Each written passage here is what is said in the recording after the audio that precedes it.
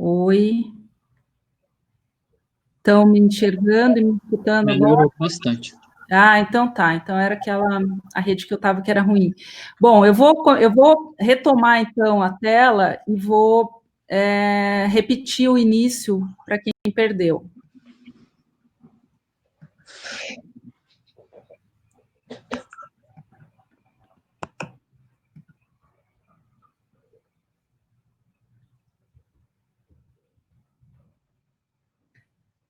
Está todo mundo enxergando e escutando agora? Agora. Então tá. Qualquer coisa me avisem. Na próxima aula nós vamos receber o engenheiro Hélio Olga, da Ita Construtora, né? Então, a tarefa dessa semana, eu recomendo que vocês assistam o episódio 1 da série Arquitetos Brasileiros da Amazon, que aparece o Marcos Acaiaba. Eu não conhecia, foi o pessoal, os tutores da disciplina que me avisaram essa semana que o primeiro episódio, eu não tinha assistido nenhum episódio, tá? Então, o primeiro é o Marcos Acaiaba que fala. E também, no mesmo episódio, aparece muito o Hélio Olga falando, tá? Então, assim, a tarefa é formular uma questão para cada um deles. Claro que semana que vem, como só o Hélio estará com a gente, vocês vão ter a oportunidade de fazer uma pergunta para ele, quem quiser, né? Isso é livre. Mas, como registro dessa atividade, eu peço que na UFPR virtual vocês escrevam lá uma pergunta, pode ser uma questão simples, tá? Para fazer esse registro. Tá claro isso, pessoal?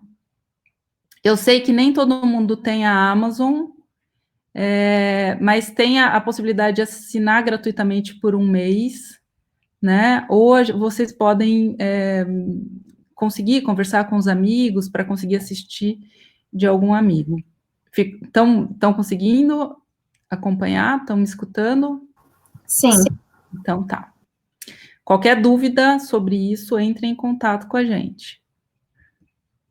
Bom, então, dando sequência, a gente começa o módulo 4, que é a tectônica e a estereotômica como ferramentas de projeto arquitetônico, né? E para discutir como utilizá-las como ferramenta, primeiro a gente precisa entender um pouquinho o que é essa ideia de estereotômica e o que é essa ideia de tectônica, né? Então, tem essas duas imagens, tem no livro do Frampton, Tectonic Culture, que ele fala, que ele coloca essas duas imagens, que mostram resumidamente o que significa cada uma dessas ideias, desses conceitos, tá? Mas a gente vai aprofundando.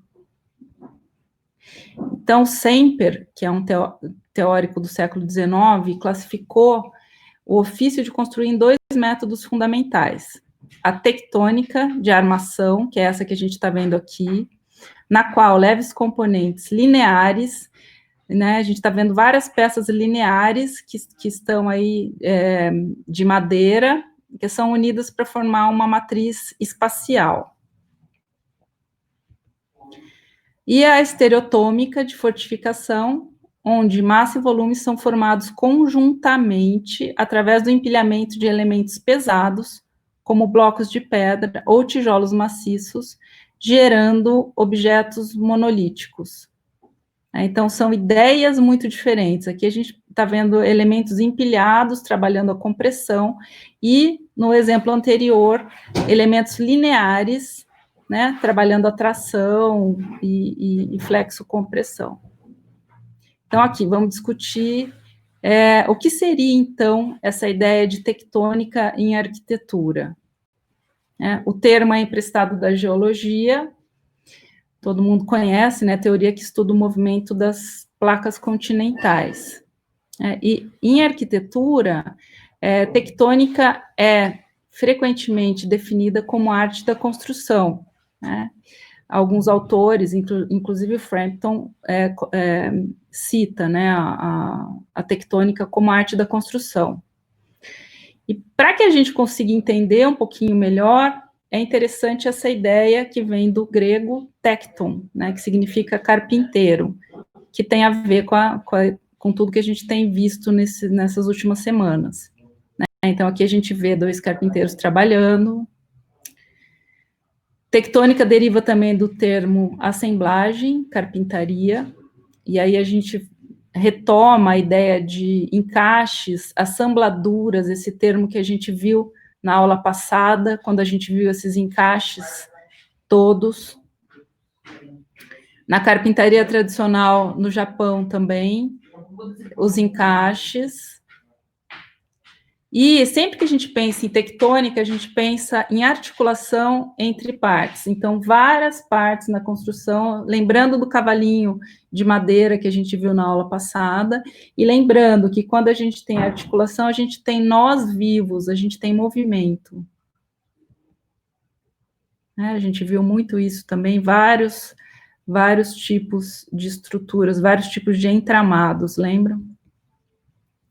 E aqui a gente vê, por exemplo, a obra do Fay Jones, que utiliza estruturas absolutamente tectônicas, articuladas ou de madeira ou de metal.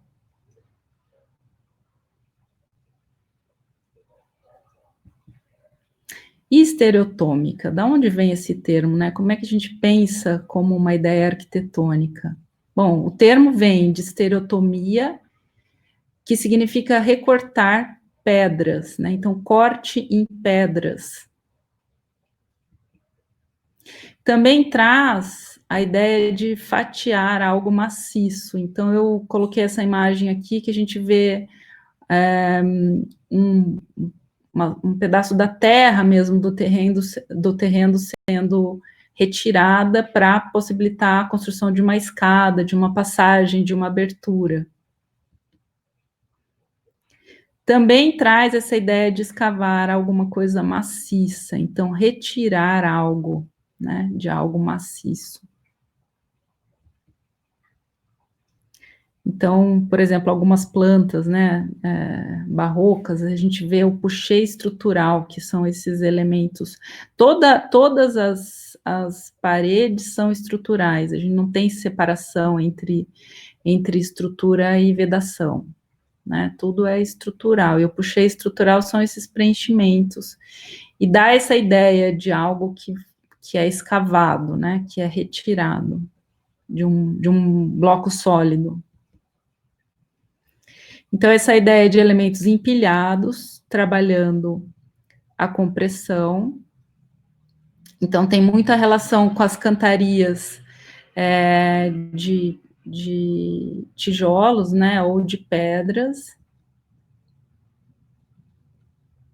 Aqui, né, duplamente, além de ter uma cantaria de pedra, esse muro é daqui de casa.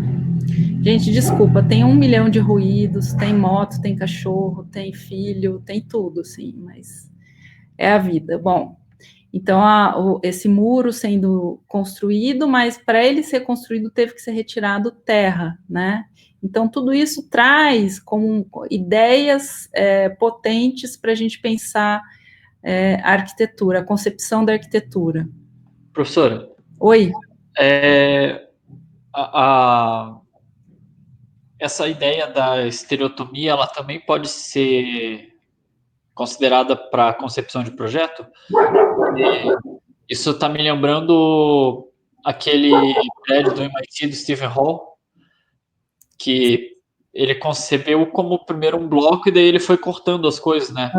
Sim, aquele prédio da Universidade de Artes acho que Idaho também também é assim, sim, né? Então, sim.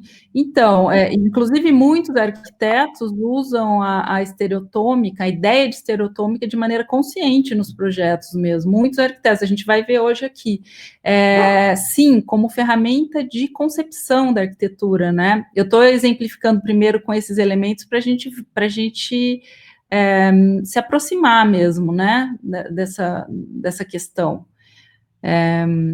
Materialmente, né, olhando, vendo os materiais. E o recorte na terra, que a gente vê a terra cortada, né, isso é muito potente para pensar em arquitetura. E tem tudo a ver, Victor, a subtração de um volume, né, de volumes retirados de outros volumes, isso é muito uma ideia estereotômica.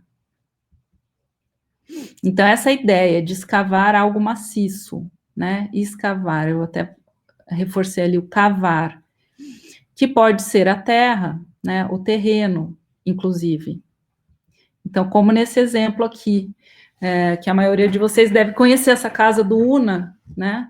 A casa em Joanópolis, que tem muito forte aqui a ideia de estereotômica. Vejam que o terreno foi cortado e a casa foi encaixada, né? E, além de tudo, o muro de arrimo que contém essa terra é feito através de uma cantaria de pedra, um empilhamento dessas pedras aqui. Depois eu até sugiro, eu coloquei aqui embaixo o link, que vocês leiam o memorial deles, né? Mas tem algumas coisas que é importante a gente ler para entender, né? Assim, esse projeto é muito legal porque a ideia foi aproveitar a vista, criar áreas de intimidade na casa e, apesar de ser uma obra sofisticada, né? Eles conseguiram modular essa estrutura de 4 em 4 metros. Então, ela ficou relativamente econômica. Ó, vejam aqui, tá vendo? Tem pilares embutidos aqui e pilar aqui, aqui, aqui. Então, assim, não tem nenhum vão que seja... E os balanços são simétricos. Então, é bem econômica essa estrutura, né? Bom, mas a ideia aqui de estereotômica está aqui, na retirada da terra, né? Na construção desse muro de arrimo, que é feito de pedra, que a gente pode ver aqui.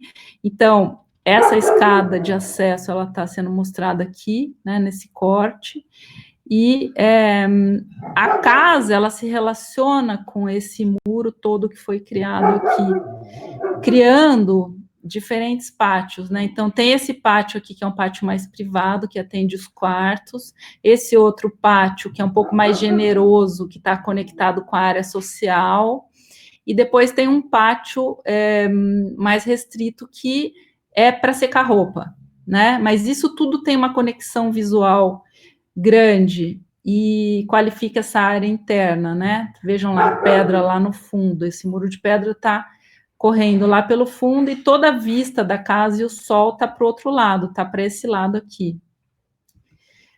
Depois eu sugiro que vocês entrem, né, no site, leiam todo o memorial, entendam o projeto, né? Mas assim, a ideia é essa, né? De estereotômica, de retirada de toda essa terra.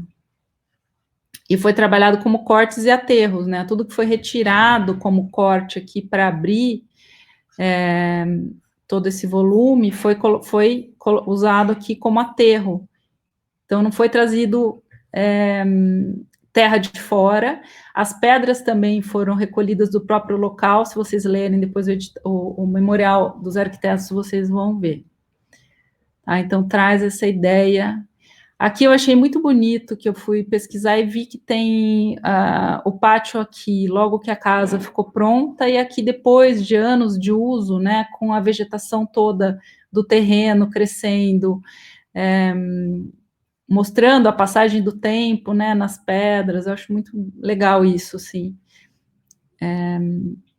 Ver como as obras envelhecem bem, né, como isso é bonito, assim, ver a passagem do tempo nos materiais. Na madeira a gente vê muito isso também. Aqui também, logo depois de pronto, então essa laje, ela é uma laje verde, né, toda tem uma espessura, que tem substrato e um gramado em cima. Então a ideia foi essa, de privilegiar as vistas e criar áreas de intimidade para as pessoas que convivem nessa casa. Aqui a gente vê também, né, a passagem do tempo, essas mudanças, a vegetação crescendo. Aqui a relação, né, dessa área dos quartos com esse pátio. E o muro de arrimo de pedra. Voltando à ideia de tectônica, gente. Então, assim, então seria correto a gente dizer que a tectônica, que toda obra de madeira, por exemplo, é tectônica? Por um lado, sim. Esse termo ele tem sido usado na arquitetura, né, de várias maneiras, né? Mas, assim, a tectônica, ela está associada a essa ideia de uma carpintaria leve, né, ou uma serralheria também, mas não é só isso, tá? Então, se a gente for olhar lá de novo o Frampton, e mesmo o Semper, né, eles dizem o seguinte, que a tectônica é um potencial de expressão construtiva da arquitetura que ela é capaz de reunir aspectos materiais e construtivos aos aspectos culturais e estéticos. Né? Então, dependendo de como a gente vê, tem uma qualidade a mais inerente ali, né? Não é só porque é leve, porque é de madeira.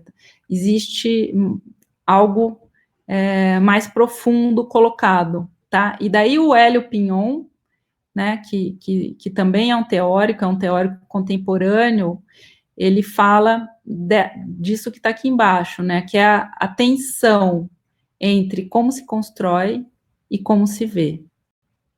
Né? Então, essa ideia de construtividade ligada a estruturas visuais mais complexas. Né? Então, isso a gente vê tanto na arquitetura feita por arquitetos, né, uma arquitetura erudita, que tem o pavilhão de Barcelona do MIS, mas também na arquitetura vernacular, tanto no nosso país como outros países. Aqui tem esse templo zen budista, mas que a gente pode ver todas essas linhas da estrutura, criando pontos que dirigem o olhar para uma perspectiva, né? E a gente vê isso de várias maneiras.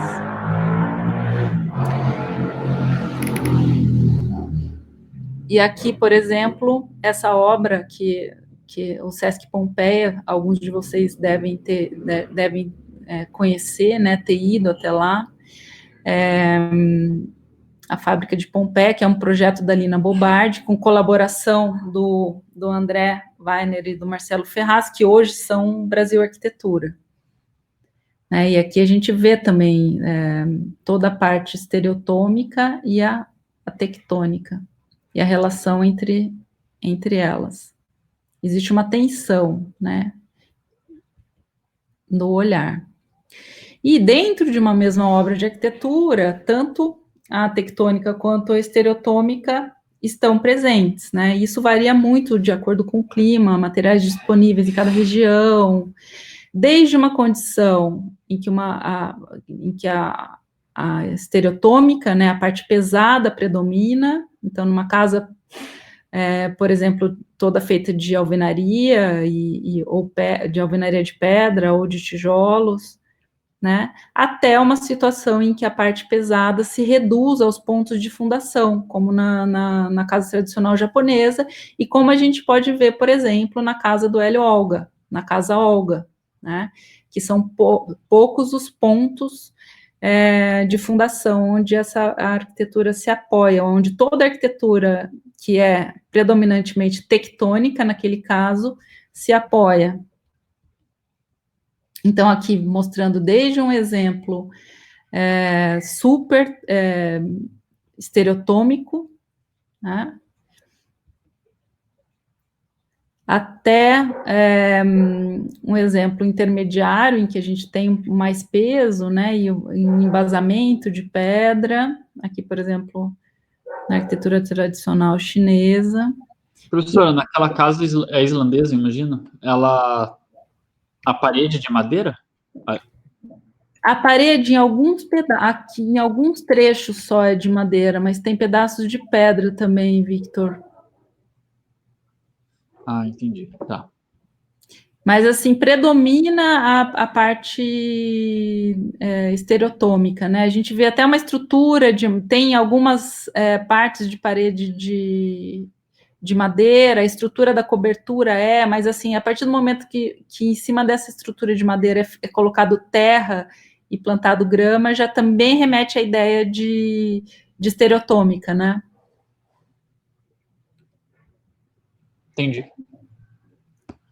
E essa tensão, essa relação entre partes leves e partes pesadas, isso é uma coisa que eu discuto também, por exemplo, no CLT, quando a arquitetura ela fica mais sólida, assim, como nesse caso, são tábuas, mas como não tem a mata junta, como passa uma ideia de solidez, né? Mas é articulado, é diferente de uma parede de alvenaria, né? De uma cantaria de pedra. É isso que me deixou meio confuso, porque ali dizia que era predomínio do estereotômico, de fato, né? Tem muita pedra, mas aí você colocou essa foto de uma parede de madeira, porta de madeira, Sim, sabe? Tudo sim. madeira ali, daí eu fiquei, ué, mas a madeira ela é articulada. É, ela é articulada, ela é tectônica, mas às vezes ela passa a ideia de estereotômica, né? Uhum. Até chegar num ponto como esse aqui, em que a gente tem a maioria, né, tectônica, as partes articuladas, e só a estereotômica na fundação, realmente, nos pontos de apoio dessas casas. Essa obra do Álvaro Siza, provavelmente vocês já conhecem também, que é um clássico, né, a Casa de Xaboa Nova, em Lessa de Palmeira. Fica bem pertinho de Porto. Eu tive a felicidade de conseguir visitá-la há uns poucos anos atrás. É muito linda mesmo, ela é encaixada num promontório rochoso, assim, já mostro ali.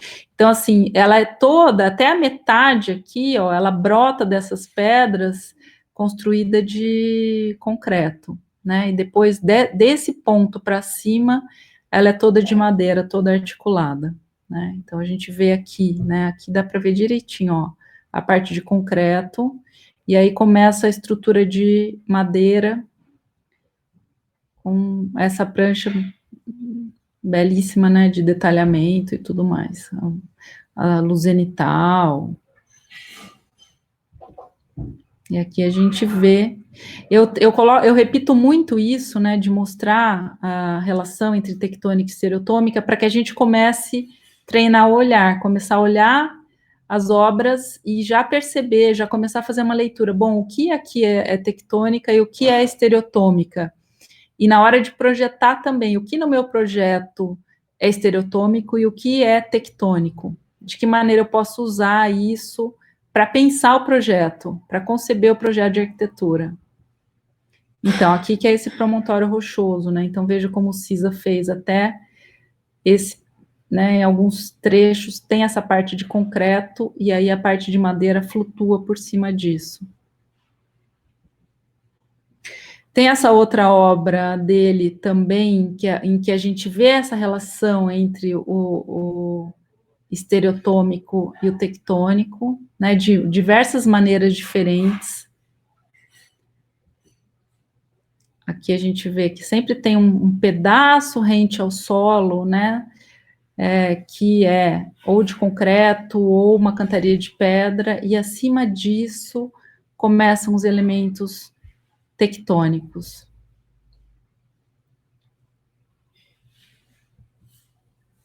E essa é aquela imagem que estava no início da aula, que eu acho muito interessante, porque mostra esse recorte do terreno, né? Essa área da casa que está abaixo, e essa cinta de pedra que é feita aqui, onde se apoia toda a parte de madeira por cima dela.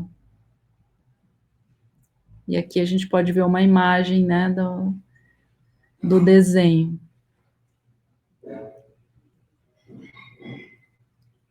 Aqui também, né, a gente vê lá o muro de pedra e o que se apoia de madeira. Muitas vezes tem partes que são de metal também, e que são também igualmente tectônicas, né, articuladas. Aqui, de novo, mostrando aquela imagem da casa do Hélio Olga, né, em que a gente tem lá os pontos de apoio, que são de concreto, são os únicos pontos minerais, né, na casa, e aqui se apoia, e a gente sabe que são 4 pontos, 4 ou 6 desses só na parte de baixo da casa. Aqui que toca o terreno, são 6, né, 1, 2, 3, 4, 5, 6. eu espero que ele fale sobre essa casa, né? Por isso que eu também não estou falando muito, mas depois o que ele não falar, eu completo também. Mas aqui para a gente ver nesse momento é essa relação, a tensão entre estereotômica e a tectônica. Que a gente vê também, por exemplo, no pavilhão de Barcelona, né? As partes estereotômicas, sólidas, e em contraponto com toda a estrutura, todas as peças, sejam esquadrias ou todos os pilares, que aqui a gente vê a seção do pilar cruciforme do MIS, né? Como existe uma tensão entre esses dois elementos, essas duas forças. O pavilhão está lá no fundo dessa praça, e aí a gente vê, né, essa base que é estereotômica e todos os elementos que são tectônicos. Essa casa, gente, a Blas House do Campo Baeza, ela fica em Madrid, é uma casa muito, talvez, eu imagino que vocês conheçam, mas talvez não tenham visto ela analisada do ponto de vista tectônico, estereotômico, tá? Então, eu utilizo sempre para tratar desse assunto, porque eu acho que ela ilustra muito bem, ela ajuda a gente a entender essas ideias, tá? Então, ela é localizada na encosta de um morro, né, com vista para as montanhas, perto de Madrid. Então, também existe, como naquela casa do UNA Arquitetos que a gente acabou de ver, uma questão com relevo, né? Então, assim, o que eles colocam, isso é parte do memorial também do Baeza, que essa casa ela é a resposta ao território na construção dessa plataforma que a gente vê aqui, né?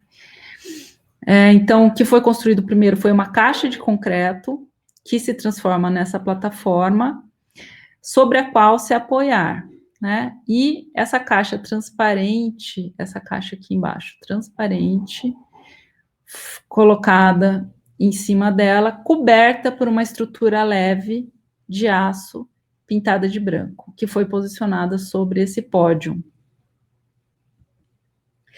Então, aqui a gente vê o relevo, né? Essa ideia desse pódio sendo colocado, então, essa ideia de estereotômica, de retirada de um volume de terra e construção de algo sólido, que traz essa ideia de uma plataforma, né? Que é bem sólida mesmo, e uma estrutura tectônica posicionada sobre ela. Então, aqui a gente vê as plantas, tanto a planta do térreo, que é mais sólida, mais fechada, quanto essa planta do primeiro pavimento, em que a gente vê aqui a caixa de vidro e aqui pontuado os pilares da estrutura superior, que é tectônica, né? A gente vê que predominam os cheios na base, né? E essa parte de cima é muito leve, articulada. E aqui a gente vê os croquis de concepção do Baeza, desse projeto. Então, a ideia é de escavar e criar uma caverna, que é essa base do projeto, e a ideia de uma cabana na parte superior, né? Então, gerando duas relações diferentes com a paisagem. Nessa aqui que eu estou com o mouse, de uma pessoa, né, de emoldurando to frame a paisagem, então uma pessoa vendo através de uma janela, e aqui underline a paisagem, uma pessoa sublinhando, né, assistindo essa paisagem lá de cima, de uma maneira, tem até um olho lá em cima, né, de uma maneira mais efetiva, através de algumas linhas que organizam essa visual, né. Então, aqui a gente vê essa ideia de estereotômica aqui embaixo, ó, ele até colocou, né, muito sólido, e a tectônica nessa parte de cima. Eu aconselho vocês, quem se interessar, quem gostou dessa casa e que quiser ler um artigo que fala só sobre ela, no site do Vitruvius, vocês costumam ler, usar o site do Vitruvius para pesquisar alguns textos, tem o Arquitextos, conhecem o Vitruvius? Conheço, mas uso pouco, só quando os professores pedem alguma coisa na faculdade. Eu não me lembro do autor desse texto, tá? Mas eu lembro que tem um texto muito bom e que aparecem esses croquis numa resolução melhor do que a gente está vendo aqui. E explica muito bem a maneira como o Baeza concebeu esse projeto. Então, e fala, né, de tectônica e estereotômica de uma maneira muito boa para a gente entender. Então, eu aconselho vocês a depois darem uma olhada lá. Então, essa ideia, né, de sublinhar a paisagem através do elemento tectônico e de emoldurar a paisagem nessa parte mais maçuda da casa que está aqui embaixo. Né? Esse esquema é bom também de entender. Aqui, ó, várias maquetes que ele fez de estudo para chegar até a solução. Aqui a gente vê toda a parte técnica da casa, né? Então, a gente vê a parte de concreto, desse embasamento, um steel frame aqui em cima, na verdade não é steel frame, como é que chama, gente? Quando tem a laje com aço e eu não lembro se ele concretou, já vai aparecer esqueminha já. E essa parte toda metálica daqui de cima, né? Aqui tem um esquema também. E aqui a gente vê o quanto a forma do concreto é tectônica, né? Deu até dó de pensar que toda essa madeira que foi usada para fazer a forma, no fim não foi usada, não foi aproveitada na obra, gerando essa. Aqui a gente vê a estrutura, steel deck da cobertura.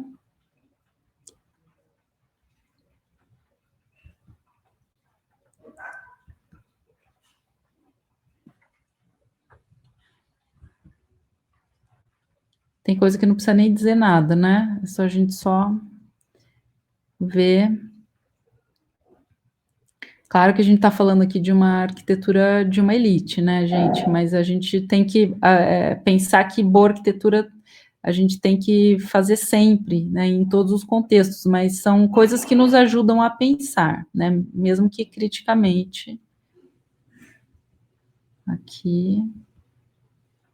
Uma coisa que eu acho muito curiosa desse projeto é a porta que ele fez nesse embasamento, que é essa porta aqui, que ele queria tanto que tudo fosse concreto, né, na base, que até a porta ele deve ser uma porta que dá muito problema, imagina as dobradiças para aguentar esse peso aqui. Mas enfim, mas é muito bonito, é um projeto muito bonito, né? Aqui a gente vê a parte interna, essa parte toda do térreo é muito mais fechada, tem aberturas menores, e a parte de cima que é bem aberta. Bom, e aí a gente chega aqui nessa imagem da Fisher House, né, do Louis Kahn, que vocês viram naquele primeiro exercício, e eu gostei muito de tudo que vocês escreveram, muitas coisas que eu não tinha visto, acho que cada um enxerga, né, de uma maneira essa imagem, mas veio muita coisa, assim, eu gostei muito dos textos de vocês, e alguns de vocês, inclusive, escreveram sobre isso, sobre a relação do contraste, né, da tensão que existe entre a parte da lareira, que é sólida, muitos usaram o termo frio, né, o material frio, e a madeira que é quente, luminosa, essa relação do sol, das aberturas, e alguns textos super poéticos, né, sobre tudo isso. Bom, Aqui, então, a gente vê realmente essa relação, se a gente olhar a Fisher House, ela tem um embasamento muito claro aqui de pedra, né, que a gente pode fazer a leitura de que essa parte estereotômica da obra, com, né, muito sólido, muito escavado no terreno, que tem uma função muito prática, né, gente? Assim, realmente, a madeira, se ela encostar no solo, ela vai se degradar muito rápido. Então, assim, vejam, aqui a gente tem a altura de um pé direito desse lado aqui, por exemplo, mas lá do outro lado a gente tem o quê? 40, 50 centímetros na parte mais alta, né, de pedra aparecendo, que é o que separa a madeira do solo. Então, na hora da chuva, na hora da umidade, mesmo por capilaridade, não vai haver esse desgaste, né, esse apodrecimento tão rápido ali. Professora, eu posso fazer uma pergunta também sobre isso? Claro. Uhum. No texto lá sobre a Ita, ele Uhum. fala no final que na Suécia, 90% das casas são de madeira. Uhum. Eu achei esse número muito alto, assim, e daí pensando que a Suécia é um país nórdico, lá neva um monte, né? Uhum. A umidade na neve não estraga a madeira, porque lá a neve não fica, tipo, 10 centímetros, aquilo acumula 1 metro, assim, para mais, né? Sim. Como que eles resolvem isso? Olha, não faço ideia, assim, provavelmente não deixam acumular colado, né, na madeira. Ou então utilizam alguns elementos por fora, calhas, é,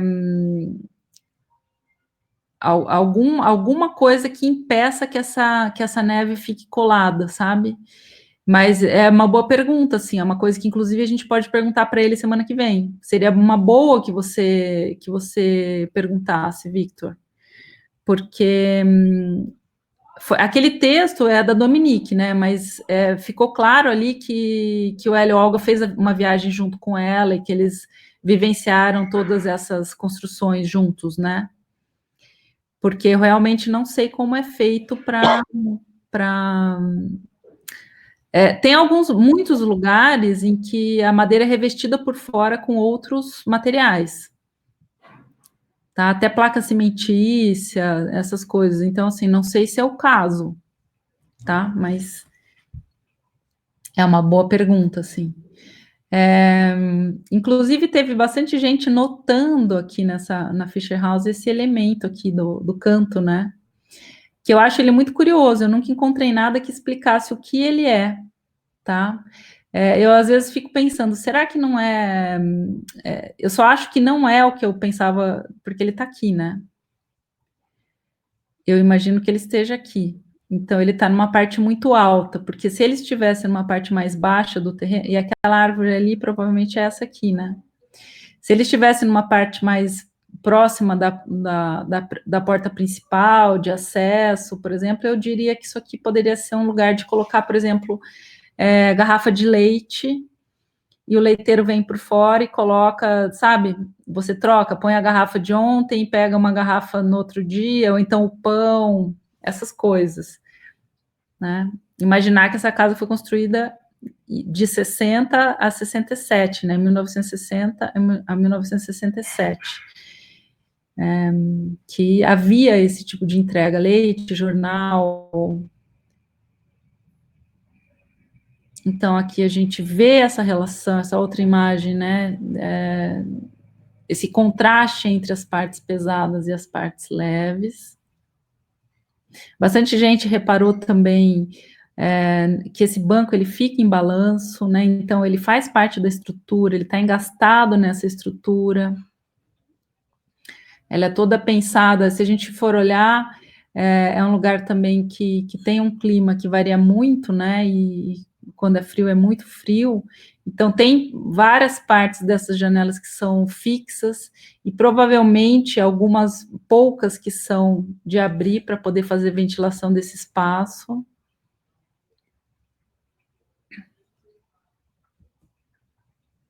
E aqui a gente vê, né, num outro momento também essa relação entre as partes mais sólidas e as partes tectônicas.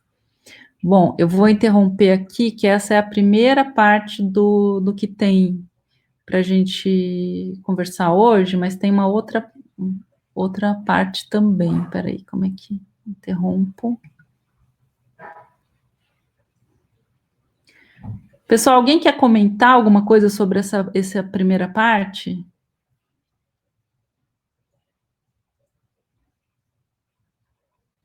Está me dizendo aqui que meu microfone está barulhento. Procede? Tem muito ruído, gente? Para mim, não. Tá tranquilo. Ah, então tá bom. Posso tocar? Posso ir para o outro? Pode.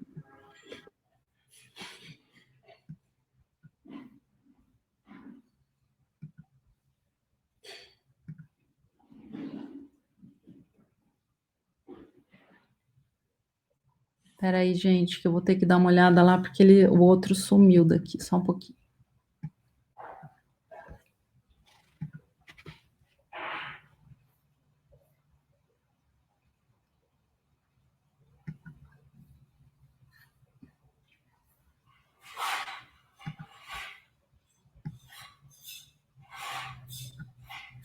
Pronto, agora acho que vai.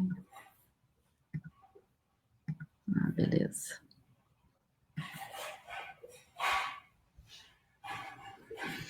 Bom, agora tem uma parte que é do nosso referencial teórico, tá? Eu vou passar mais lentamente por alguns exemplos e mais rápido em outros, mas eu espero, assim, isso já está disponível na pasta para vocês, olharem com calma quando quiserem, salvarem, enfim. A pasta vai continuar lá também, se não quiser salvar, podem consultar quando quiserem, tá? Imaginar assim, eu sempre penso, referencial teórico são algumas obras importantes. Então, assim, eu sempre penso que é importante a gente ter algumas obras também do século XX, porque ajudam a gente a entender muito do que é feito hoje, né? Do que a gente pode pensar para essa arquitetura que a gente vai propor para hoje. Então, olhar para algumas coisas importantes que foram feitas, importantes quando eu digo, às vezes, é uma coisa muito pequena, então essa cabana que o Corbusier projetou em 1950, e ela foi construída em 51, tá? Ela é toda modulada pelas séries, né, a rosa e a azul, que ele pensava, que ele projetava um modulor, e foi projetada para a esposa dele. Era um lugar que eles iam passar as férias, mas o que eu acho importante dessa cabana é que ela tem algumas dualidades, algumas coisas que a gente pode observar e que podem nos ajudar a pensar espaços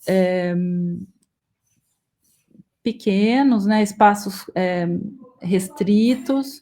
Gente, eu peço muita desculpa, assim, na minha casa realmente eu peço, mas tem muito barulho, assim. Então, assim, ela tem uma aparente rusticidade, se a gente olhar a parte de fora, a gente vê essas toras de madeira e a gente pensa que é uma casa com o fuste roliço empilhado. Lembra que foi aquele primeiro modelo que a gente viu, que seria a maneira mais imediata de utilizar a madeira. Então, só que na realidade isso é uma primeira impressão, mas que aí a gente vai ver que tem uma realidade tecnológica, que o Corbusier usou painéis de madeira, material engenheirado, então painéis compensados. Talvez foi um dos primeiros usos, porque era muito recente a existência de painéis compensados, tá? Então a gente vê, eu acho isso importante. Primeiro, pensar isso, pensar que por que ele não usou painéis compensados na parte externa? Alguém consegue pensar assim, por que será que ele não usou aqui externamente painéis compensados? Para não estragar. Exatamente. Para não estragar, né? Então, assim, ele sabia que os troncos de madeira durariam muito, muito, muito, porque ele já viu muitas casas de troncos de madeira durando séculos, né? Mas, ao mesmo tempo, ele não queria esse tipo de superfície na parte de dentro da cabana, né? Então, pessoal, a gente continua me escutando, né? Sim. Tá. Então, a gente vê que na parte externa, ela é assim, tem um pedaço até dela que ele usou umas tábuas, e aqui, na parte interna toda, é fechado com painéis, então é todo modulado, tem algum ripamento que faz o acabamento, e essa casa, toda a setorização dela é feita com os próprios móveis, né? Então, como é uma cabana de pesca, era importante que eles pudessem chegar e conviver. O espaço é bem restrito e conviver sem tropeçar em malas, né? Então, tinha todo um planejamento para ter as áreas de armazenagem e a estrutura funcionando juntas. Né? A gente vê, então, que ela foi toda usada, concebida dentro do modulor, a série rosa e a série azul, que vocês devem lembrar, né? Alguém sabe como é que funciona aqui? Essa propriedade aditiva, né? Então, assim, pensar em problemas da construção, a gente sempre, se a gente tiver 3 elementos, A, B e C, é sempre bom que A mais B seja igual a C, né? Que a gente tenha essa relação de medidas. Então, sempre a soma de 2 elementos que geram o terceiro, né? E assim por diante, nessas 2 séries. Provavelmente vocês já conhecem o modulor. E a ideia é essa aqui, pessoal. Tem uma anticâmara, né? E aí tem a cabana acontecendo, os espaços para dormir, os espaços para utilizar essa mesa aqui, né? A cuba e o vaso sanitário. Essa ideia do Corbusier de um espaço muito pequeno mesmo, né? Aqui a gente tem todas as medidas. Então, eu vou passar mais rapidamente esse exemplo, até porque eu acho que vocês já o conhecem. Quem não conhece, depois podia perder uns minutinhos aqui olhando cada uma dessas vistas e vendo, né, para onde é o olhar, né? Tem aqui embaixo essa da revista L'Architecture d'Aujourd'hui. Essa revista, inclusive, é a número 328, imaginei, de 2000. É muito boa, tem várias obras importantes, assim, pequenas, numa escala, né, que a gente pode aproveitar para pensar a habitação de interesse social, né, para pensar uma arquitetura mais enxuta, mais conectada com o século XXI. Então, pensar que é 1950, gente, a gente está lá atrás, né? Com todos os problemas, as chatices do Corbusier, né? Mas é uma obra que dá para a gente parar e pensar um pouco sobre algumas coisas. Bom, mas 3 décadas antes dessa cabana do Corbusier, tinha um arquiteto, o Schindler, Rudolf Schindler, que projetou essa casa aqui, a casa Schindler Chase, que é uma casa paradigmática. Ela até apareceu em alguns filmes, inclusive nesse filme aqui, Sherlock Jr., ela aparece lá no fundo. Ó. E isso a gente está falando de 1921, né? A gente está falando de um século atrás. Essa é a entrada da casa. Tá? E é uma casa interessante também da gente observar a tensão mesmo entre os elementos estereotômicos e tectônicos, né? Então a gente vê toda a parte sólida, feita de concreto, e a parte que são algumas paredes só, e as lareiras, e toda a parte tectônica que faz essa estrutura de madeira. Então, foi um momento que o Schindler tinha acabado de se mudar para os Estados Unidos, ele no período entre guerras, né? Então, depois da Primeira Guerra Mundial, era um momento bastante difícil para todos, né? Mas o Schindler, ele se mudou, né? E vivia numa situação de uma contingência, assim. Então, não foi uma casa que ele construiu, ele tinha dinheiro, não. Ele fez, né? Ele tinha bastante dificuldade, assim, ele e a mulher dele. Por isso, eles decidiram construir uma casa com mais um casal. Então, eram 4 pessoas nessa casa, tá? O Schindler, ele pensava dentro de uma matriz espacial, tá? Ele achava que pensar o projeto com metros e centímetros era uma coisa muito abstrata. Então, ele criou essa unidade aqui de 4 pés, tá? Então, assim, com 120 centímetros, né? Então, 1,20 m, porque ele achava que todo arquiteto, aqui a gente vê essa trama, né? Ele dizia que todo arquiteto precisa ter um sistema de medidas inerente dentro da cabeça dele, que ele consiga se imaginar sempre dentro dessa matriz espacial, né? E que ele pode ser dividido ao meio, então vira 60 centímetros, 1/3, 40 centímetros, ou 1/4, 20 centímetros, sem perder a noção das dimensões. Então, tudo que ele projetava estava dentro dessa matriz espacial, tá? Aqui a gente vê a implantação da casa, que se dá em volta de alguns pátios, né? Então, tem esse pátio importante, esse aqui também. Depois tem toda uma área de jardim em volta. Aqui a gente vê até a posição de vegetais, né? A horta. Aqui a gente tem uma análise, bom, enfim, tem o casal Schindler, né, a Pauline, que era a esposa dele, que tinha um espaço, eles também enxergavam isso de uma maneira muito peculiar, assim, que cada um tivesse o seu espaço de viver e criar, né, então o estúdio da Pauline era aqui, do Schindler era aqui, eles tinham autonomia total do espaço, eles abriam para o mesmo pátio, aqui é uma parte, o pátio.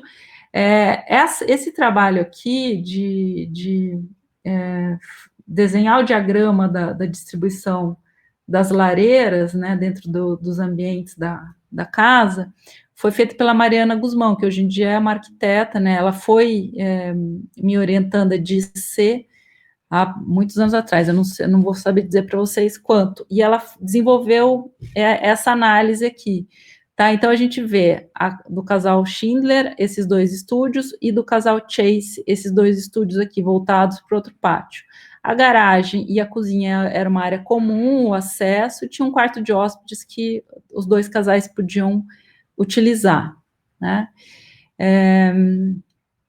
E a Mariana também desenvolveu essa área, esse diagrama que mostra a relação desses estúdios com as áreas externas, né, e do quarto de hóspedes também. A relação... E aqui ela fez esse diagrama que mostra a estrutura permanente dessa casa e as estruturas todas dos painéis móveis, né? A estrutura permanente que é colocado aqui é a parte fixa, né, e a parte móvel. Então, essa parte que está em magenta não, bordô, vermelho, não sei que cor vocês estão enxergando aqui, mas ela é feita de umas paredes pré-moldadas em loco. O Schindler tinha muito isso, uma vontade, um desejo de sistematizar os processos, né, de construção, otimizar material e o tempo, né, então ele desenvolveu alguns painéis que a gente vai ver, já que estão aqui, ó, a gente vê essas paredes que são pré-moldados, eles são feitos no chão, e depois eles são colocados nessa posição, e toda a parte da estrutura de madeira. Aqui é a vista de um dos estúdios da Pauline, olhando para o pátio, e lá ao fundo a gente vê o estúdio do Schindler, do Rudolf, né?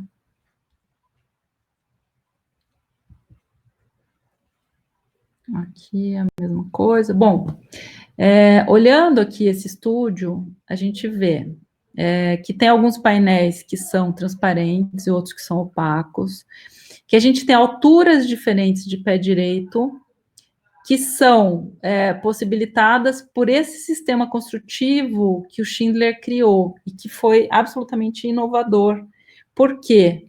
Porque ele coloca os montantes, então os pilares, sempre até a altura das aberturas. Então vamos supor, né, a altura de uma porta, 2,10, 2,20. Então sempre, em toda a obra, vai ter essa viga principal passando a 2,10 de altura.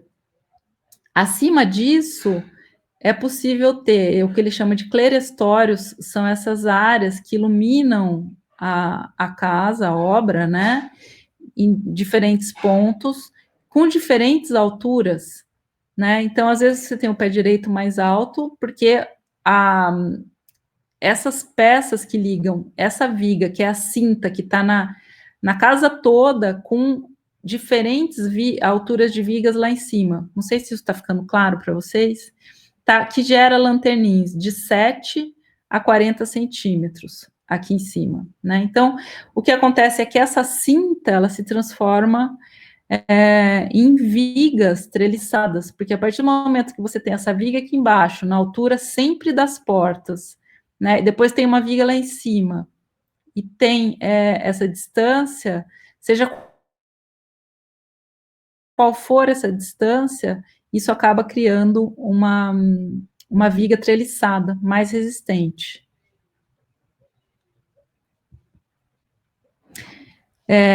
A ideia muito tectônica também são essas cestas, o que ele chamava de cestas de dormir na parte superior da casa. Então, assim, como os estúdios tinham uma conexão visual direta com o pátio, essas cestas ficavam... era um lugar onde eles podiam ter um pouco mais de privacidade. É um projeto completamente diferente de tudo que se fazia na época, né? Se a gente fosse ter uma estrutura dessa hoje, ela já seria, já chamaria atenção, né? Já seria diferente do que se faz, imagina naquela época.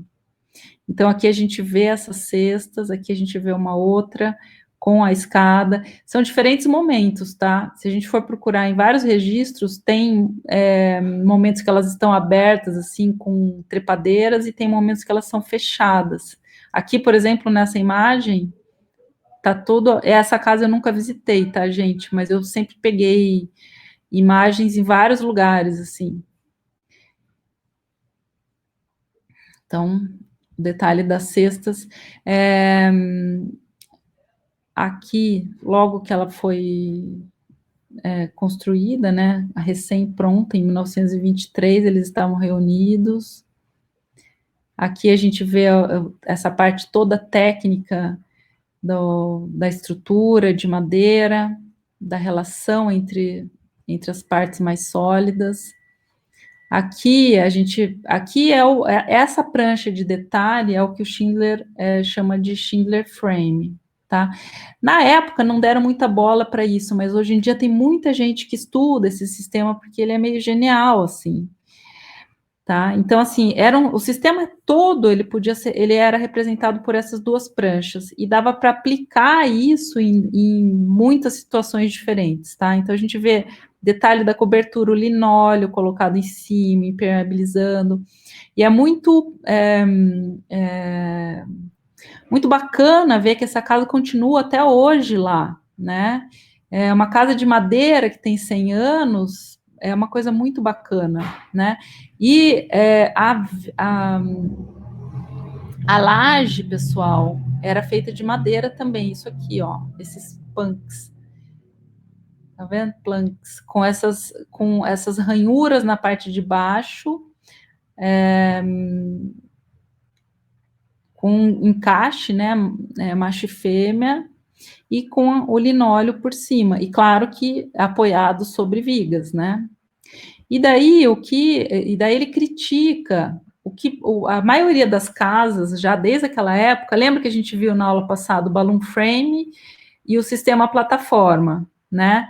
Naquela época, as casas todas eram construídas com balloon frame, quando tinham 2 andares, então aquele que passa direto. Lembra que eu falei de incêndio, quando era balloon frame, então um incêndio passava pelas paredes muito rápido, e depois com o sistema plataforma a gente tem uma interrupção aqui de um andar para o outro, né? Mas o Schindler, ele critica o balloon frame porque ele fala assim, olha, as peças, elas têm que ser cortadas da altura do pé direito, então, assim, peças longas. Ele já naquela época pensava, gente, precisa ter peça muito longa para fazer isso. Esse aqui não é o Schindler, tá? Esse aqui é um balloon frame genérico, assim, feito em todos os lugares. E ele falava assim, e isso gerava cômodos pequenos.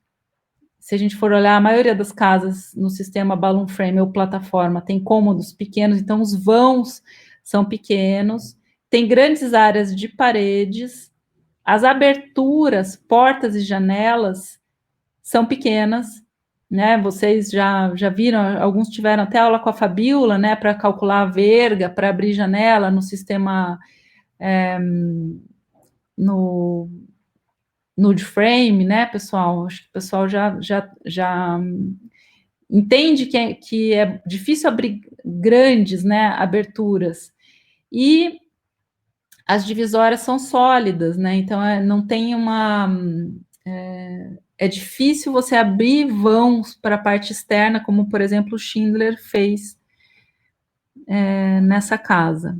Estão comigo aqui? Vocês estão tão quietinhos? Professora, Oi.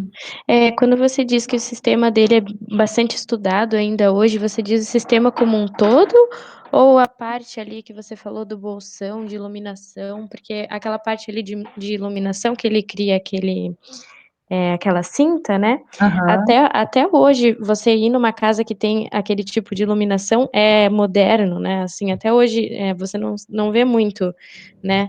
E imagina naquela época, né? Sim, então, ele conseguia iluminar, às vezes, uma parte interna que não teria iluminação, porque ele só subia o pé direito naquele pedaço, né? E esse sistema ele usou em outras obras também. Mas o que eu acho, não, na verdade, assim, o que é notável nesse sistema é que ele desenvolveu um sistema mais barato até do que o balloon frame e que permite ter um tipo de espacialidade que no balloon frame a gente não conseguia. Então, por Uhum. exemplo, quando ele faz, deixa eu ver se ali para frente vai ter. Daí eu tento, se eu não te explicar, você me cobra de novo, se eu não conseguir. Aqui, ó. Bom, aqui Tá. dá para a gente ver, né? Passando essas vigas na altura das portas, então, assim, tem essa cinta que passa por tudo. Daí, essa altura aqui vai variar de um cômodo para o outro, né? E tem algumas vigas de travamento, e ele conseguia ter grandes portas. Gente, isso aqui faz 100 anos que essa casa está lá e ela ainda está inteira, né? Eu não sei como é que está a manutenção nesses últimos anos, mas até pouco tempo eu pegava no Flickr imagens. Flickr acho que nem é da época de vocês, né? Agora é outras coisas que vocês, repositório de imagem, assim, do pessoal que viajava e ficava fotografando. Então, o que tem de mais impressionante, assim, na minha opinião, desse sistema é essa ideia que ele teve de fazer essa cinta na altura das portas e essa flexibilidade de pé direito. Ah, tá, entendi. Também é um sistema que você consegue ter uma laje maciça feita de madeira, né? Para que exista essa possibilidade de ter grandes aberturas. Então, isso aqui, se você tem uma viga só, você vai ter um limite ali, se for uma viga maciça, vai ter um limite de 3 metros aqui de vão, né? A partir do momento que você tem uma outra viga lá em cima e peças intermediárias, e isso aqui vira uma treliça, você pode, e o vão que isso pode vencer é muito maior. Então, assim, com muito pouco, quer dizer, ele tinha os pés direito mais baixos do que no balloon frame e conseguia construir de uma maneira mais barata, né? Que foi o que ele defendeu e é real, assim, porque eles construíram com muito pouco dinheiro na época. Tem relatos disso. Eu até, a minha orientanda, né, a Mariana Guzmão, na época a gente tentou, ela conseguiu chegar no quanto custou essa casa, e daí a gente tentou trazer o dinheiro para para hoje, não conseguimos fazer Também não era o único objetivo do trabalho dela, né? Foi bem difícil, assim, a gente não conseguiu, mas era uma coisa muito mais baixa do que era usado em outras obras, sabe? Ainda mais para a área toda, né? Que eles. Então, assim, essa ideia de uma continuidade horizontal do projeto, né? Uma ideia modernista até de conexão da parte interna com a parte externa, virou uma realidade estrutural. E aqui, olha, dá para a gente ver o sistema construtivo, que tem essas formas no solo, tá? Onde as paredes, aquelas partes sólidas, estereotômicas, eram construídas, né? Eram executadas e depois eram colocadas no local, estão vendo? Então, elas eram sempre no plano horizontal e depois colocadas na posição dentro desse sistema. Aqui. Mas isso se faz hoje em dia? Não. Isso de horizontal não se faz mais, né? Não. Isso hoje, não. Hoje em dia ninguém constrói, que eu saiba, né, com o sistema do Schindler. Ele ficou, sim, super desconhecido. A maioria das pessoas não conhecem, mesmo arquitetos, assim. Eu descobri o Schindler na época do doutorado. Já sabia da existência dele, claro, mas não sabia desse sistema. Daí eu estava estudando madeira e me deparei e fiquei muito impressionada, assim, com o sistema.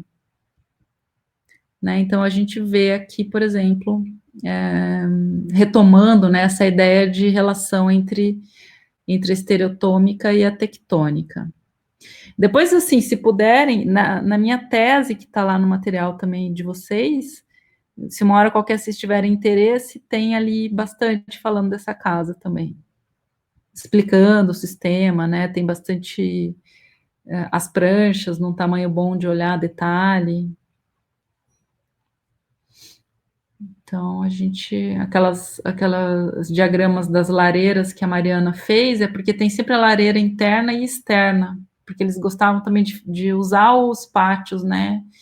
E também no frio. Então, assim, a ideia, né? Esses detalhes todos que ele desenvolveu, de captação de água, né? De entrada de luz natural, é muito detalhado o sistema.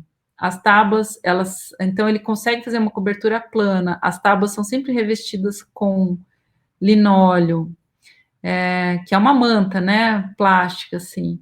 As aberturas estão sempre acima ou abaixo dessa linha horizontal, acima das portas, né, que passa, então, a ter uma importante função estrutural, que foi o que vocês perceberam ali, né, gerando essa flexibilidade de poder ter vários pés direitos, mais luz, menos material. Ele usa madeira maciça, nem existia madeira engenheirada nessa época. Ele também criticava do balloon frame, que as casas eram mais muito distantes do solo e tal. Ele faz um outro tipo de fundação. Então, claro, vejam, a madeira está preservada da umidade do solo, né? Tem uma ventilação. Sempre que vocês forem projetar algo que tenha assoalho de madeira, precisa ter uma soltura, não pode nunca estar encostado nem num contrapiso de concreto, nada. Tem que ter ar aqui embaixo, né? De um piso de assoalho, por exemplo. Né? E essa ideia desses pranchões de madeira maciça de 6 ou 8 centímetros que faziam essa laje sólida, né? E as testeiras, que são essas testeiras aqui também de madeira maciça, que se a gente vai olhar, depois procurem imagens dessa casa, acho que não tem mais coisa, mas é uma casa muito, muito bonita, assim, né? Ela tem realmente, você sabe que o termo tectônica às vezes é usado para fazer um elogio em arquitetura, né? É um termo usado para várias coisas, inclusive para falar, nossa, olha como é tectônica essa casa, olha que tectônica que tem essa casa.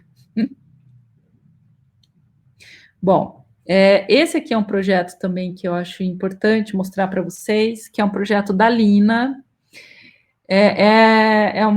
Ele foi construído, essa casa de madeira, para ser usado como escritório. Ele foi concebido já para ser um escritório, Foi feito no Jardim da Casa de Vidro, a Casa de Vidro da Lina Bobardi, acho que a maioria de vocês conhece, né? Esse projeto também foi feito com o André Weimer e o Marcelo Ferraz, que hoje são sócios, né, do Brasil Arquitetura.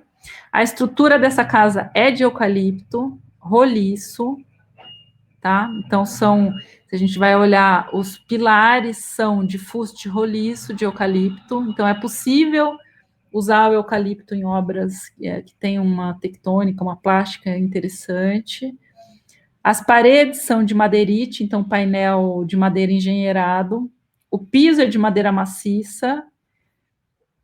Ela está elevada do solo e ela é contraventada por caibros, tá? Então, assim, essas diagonais aqui, todas essas diagonais aqui são o contraventamento da casa. E essa casa tem mais um detalhe que ajuda no seu contraventamento, que eu já vou mostrar ali, que é a área úmida dela. Então, a gente vê aqui a concepção, desenho da Lina, no começo aqui sem a área úmida ainda, mas pensando nessa estrutura de madeira, como é que ela ia ser, ó, são os troncos roliços aqui de eucalipto. Ela concebeu esse projeto, imaginando, aqui a gente vê, ó, bem nessa linha dos eucaliptos, a gente vê essa estante aqui no meio, que ajuda a estruturar a casa também, né? Aqui, inclusive, depois vejam com calma, é muito legal, assim, que tem sempre as anotações da Lina. Não sei se alguém já parou para olhar aqueles livros dela com as anotações. Então, ó, atenção, a água cai diretamente no solo, sobre seixos rolados, sabe? Dela desenha a água. Gente, é muito legal isso. Ó, e aqui os seixos rolados. Estão vendo aqui a água do telhado caindo? Bom, é Professora, muito. é revestida do quê? Ela é revestida com. Onde é que está? Telha canal, estrutura de eucalipto, paredes de madeirite, que é a madeira, né, engenheirada, porta de correr tipo japonesa, com dupla porta, tela de nylon, que acho que era mosquiteiro, e piso de madeira. Eu não sei onde é que está revestido, Victor, onde é que está? Uhum. Mas eu acho que não tem nenhum outro revestimento que eu me lembre nessa casa, tá? O madeirite ficou aparente e foi Nossa. colocado um caibro por fora. É, mas ficou aparente pintado. Vocês viram lá, ela é pintada, né? Ó, tá vendo? Ele tá aqui, o madeirite, ó, mas ele tá pintado, ele não tá, não dá para deixar ele cru, né? Se for uma tinta a óleo bem poderosa, assim, ela vai segurar a umidade. Tá, então aqui os painéis de correr, estão vendo? Já contraventados. E o que ajuda no contraventamento dessa obra é esse elemento aqui, ó. Que é a copa e o banheiro, estão vendo? Imagina fazer um paliteiro como esse aqui. Vamos só imaginar, assim, fazer um exercício de imaginação. Se a gente pegar palitos de churrasco e a gente colocar em cima da mesa agora, cortando as pontinhas, né? E a gente fizer nessa escala aqui, esses palitos aqui, né? Aí a gente vai fechar com um sulfite, fazendo o papel do madeirite e tal. E a gente vai fazer um esforço horizontal, pegar o dedo e empurrar aqui, ó, nessa direção. O que vai acontecer?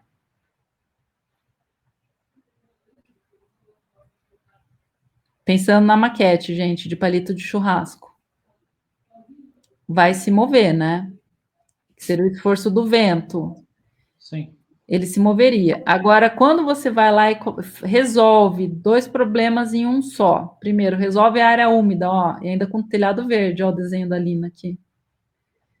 Quando você resolve dois problemas, né, com um elemento, que é esse elemento aqui, que é a área úmida do projeto, que contraventa esse projeto. Estão entendendo?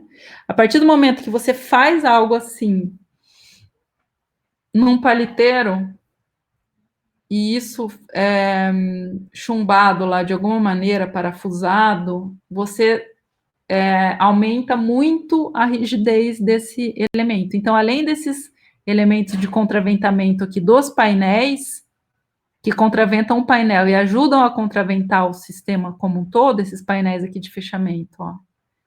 Tem a estante também que está contraventando, né? Porque você tem todas essas peças aqui, no centro do projeto que está aqui, ó, é muito bacana. É pequeno esse projeto, né? Mas eu acho ele muito legal. A cara da Lina, assim. Eu sou apaixonada pela Lina, então, assim, eu acho que a gente tinha que estudar ela profundamente.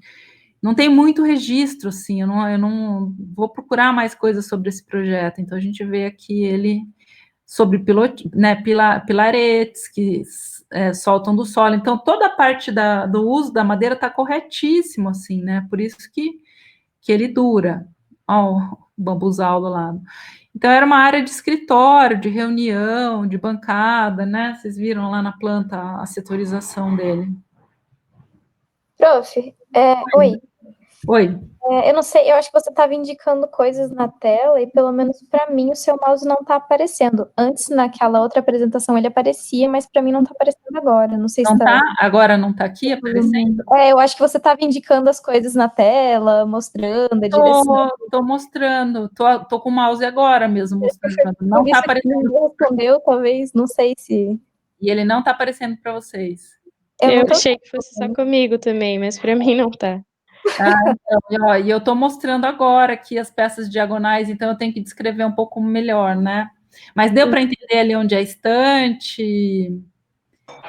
Sim, professora, essa casa, ela fica na casa da Lina mesmo, né?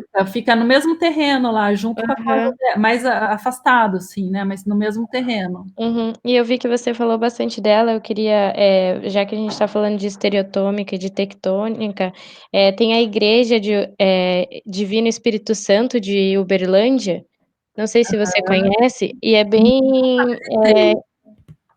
é bem legal analisar dessa mesma forma que você está analisando, porque tem bastante elementos assim bem fortes e pesados, assim, e tem uma outra edificação bem próxima, super leve, super tectônica.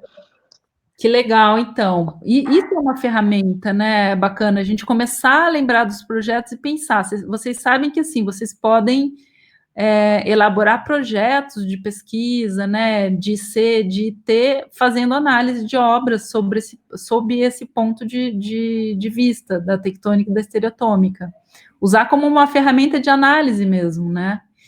Então, legal, bem legal. Eu amo a Lina, assim, eu acho que a gente realmente tinha que estudar tudo que ela fez, muito, e trazer isso né, apesar dela ter nascido na Itália, eu acho que é a arquiteta assim que teve um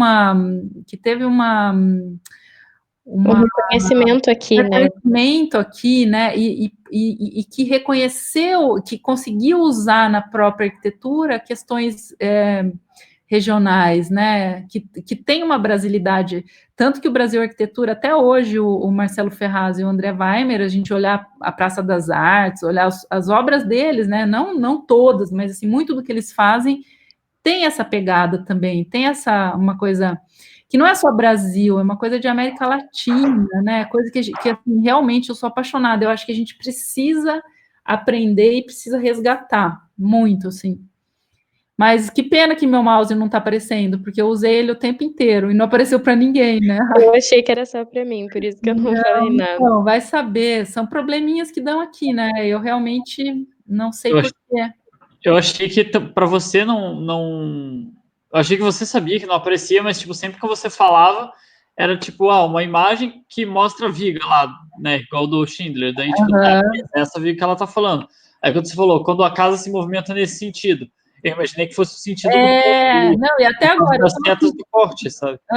Não, e eu tô mexendo o mouse aqui, porque é um hábito, né? E até porque daí eu consigo mostrar rapidinho para vocês o que é cada coisa, né? Mas eu espero que tenha dado para entender esse projeto e entender essa parte ali do banheiro e da copa, que é a parte mais estereotômica e que ajuda no contraventamento dessa estrutura, porque é muito importante a gente saber que quando a gente vai projetar com madeira, a gente precisa contraventar, né?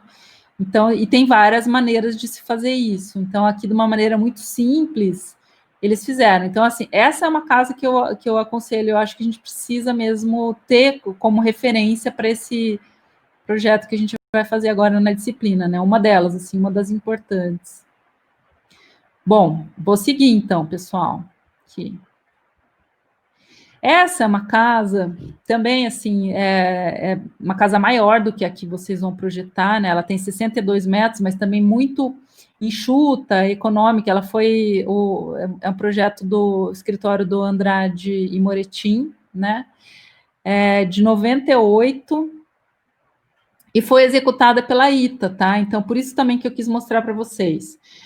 Essa estrutura é uma estrutura muito simples, mas que tem um efeito plástico muito bonito, assim, muito bacana. Então, são vários pórticos. Eu estou de novo com o mouse aqui, gente. Olhem aqui a parte... Ai, que pena que não dá. Vocês estão vendo aqui na imagem embaixo, né? Do desenho. A gente está vendo pilar de cada lado dessa estrutura, no sentido transversal. Eu tenho um pilar de um lado, pilar do outro. A viga em cima, isso forma um pórtico, né? E eu tenho vários pórticos, concordam? Um do lado do outro, espaçados a cada 96 centímetros. É um pórtico do outro, tá vendo? Com isso, a gente tem de novo um paliteiro, mais paliteiro do que aquele da Lina. E vocês não estão vendo nenhuma peça diagonal, né? Então, como será que o Marcelo e o Vinícius contraventaram esse sistema, né? Ele é todo fechado só com chapa de poliuretano. Então, ele tem alveolar, né? Então, tem uma transparência, não é tão transparente, lúcido, e a área úmida é de alvenaria, que foi a maneira que eles usaram para contraventar. Então, aqui a gente vê a estrutura que foi executada pela ITA, aqui uma visão interna, então tem áreas de privacidade, né, e áreas mais transparentes, com janelas de abrir, sempre os pórticos, né, ó, pilar de um lado do outro, 96 centímetros entre um e outro. Aqui a gente vê isso por fora. Era uma casa também que foi bem... O orçamento era muito enxuto, era um fotógrafo, também não tinha grana, assim, e teve que... né, foi bem suado para fazer. E aqui, para a parte a área úmida, né, a copa e o banheiro, vocês veem aqui do lado esquerdo da tela, esse volume branco é a área úmida. Tá? E é o que contraventa o sistema, porque vocês não estão vendo nenhuma peça diagonal, correto? Para conseguir ter algo assim esbelto, com peças que se repetem, verticais, a gente precisa ter algo que faça esse contraventamento. E eles resolveram com esse volume aqui.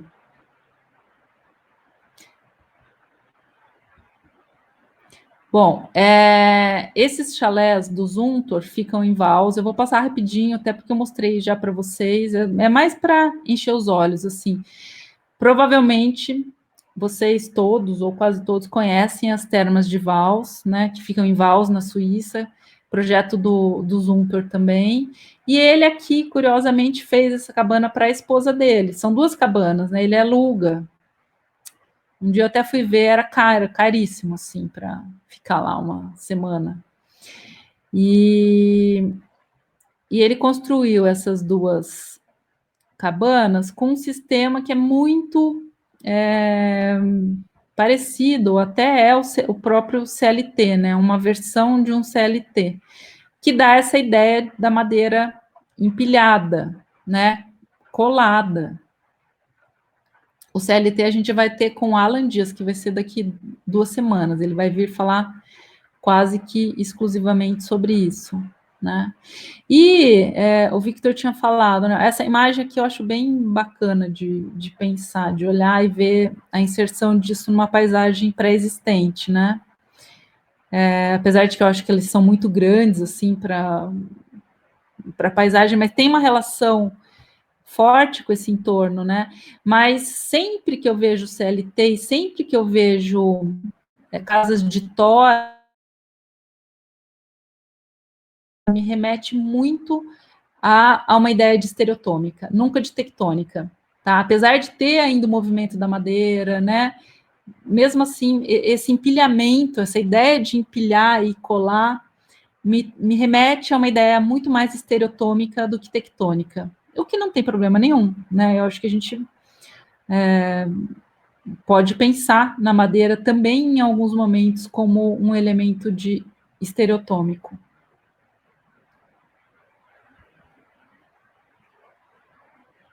É um abeto, né? É uma conífera do hemisfério norte, super diferente do nosso pinus, que tem outras características tecnológicas, né? Ele cresce mais lentamente, então vai ser muito mais resistente.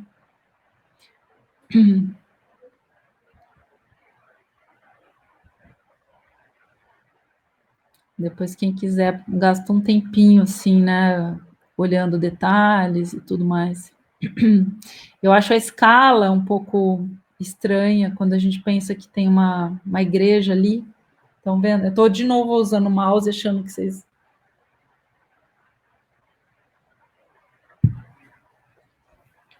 São quantas no total? São só 2 ou tem mais? São 2. São essas 2 que aparecem nessa imagem de cima esquerda aqui. E daí as outras casas que a gente vê são outras, ou da vizinhança, né? Então, ele buscou uma mesma tipologia, 2 águas, né? Só ficou, acho que um pouco volumoso, grande, assim, né? Pela posição delas em relação à igrejinha ali, por exemplo, talvez confunda um pouco na paisagem. Olhando aqui de dentro desse cômodo, tá maravilhoso, né? Olhando as montanhas e tudo. E essa imagem da esquerda aqui embaixo, bacana de ver uma linha de sombra, um descolamento, né? Tem muito detalhe, assim, dessa casa. Luminária, um embasamento aqui que é de pedra.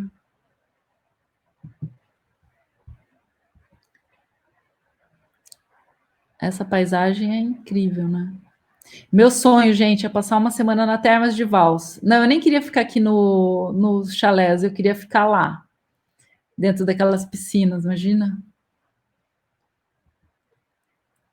Até o banheiro, ó, é todo de madeira. Provavelmente como banheiro de barco, né? Depois de tomar banho, precisa enxugar. Para ficar desse jeito que tá aqui, não é só tomar banho e tudo bem. Deve dar um pouco de trabalho.